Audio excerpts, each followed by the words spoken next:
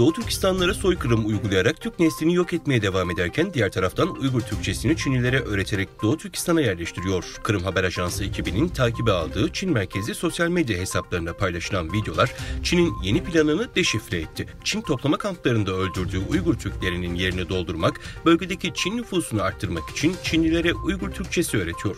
Uygur Türkçesi öğrenen Çinliler ise Doğu Türkistan'a yerleştiriliyor. Çinlilere Uygur Türkçesi öğretildiği anlaşılan videoda öğretmenin de Çinli olduğu dikkati çekti.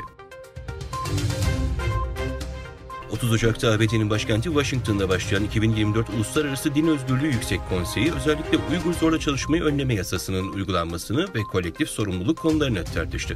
Bu önemli toplantıda Uygur İnsan Hakları Araştırmacısı Julie Millsap, Çin Stratejik Rekabet Edebilirlik Özel Komitesi sorumlusu Jack Parker, ABD Ulusal Meclisi Çin İşleri Komitesi Direktör Yardımcısı Todd Stein ve ABD Temsilciler Meclisi Cumhuriyetçiler üyesi Chris Smith, Uygur zorla çalıştırmayı önleme yasasının uygulanmasına ilişkin konuştu.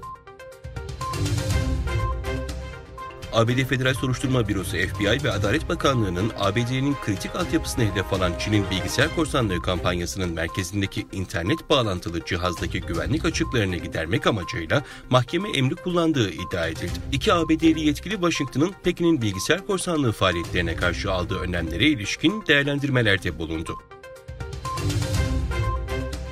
Kazakistan Silahlı Kuvvetleri ve Türk Silahlı Kuvvetleri'nin bu yıl ortak tatbikat gerçekleştireceği öğrenildi. Ortak tatbikata Kaplan Yolu 2024 adı verildi. Kazakistan Savunma Bakanlığı bu yıl içinde çok sayıda uluslararası tatbikata imza atılacağını kaydetti.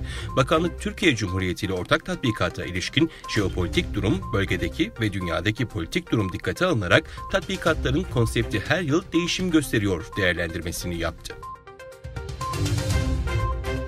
Kazakistan Kalkınma Bankası ve Avrupa Yatırım Bankası 320 milyon avro değerinde mutabakat zaptı imzaladı. Kazakistan Kalkınma Bankası ile Avrupa Yatırım Bankası arasında 29-30 Ocak tarihlerinde Brüksel'de düzenlenen AB Orta Asya Ulaştırma Bağlantısı için Küresel Geçit Yatırımcıları Forumu çerçevesinde 320 milyon avro tutarında mutabakat zaptı imzalandı.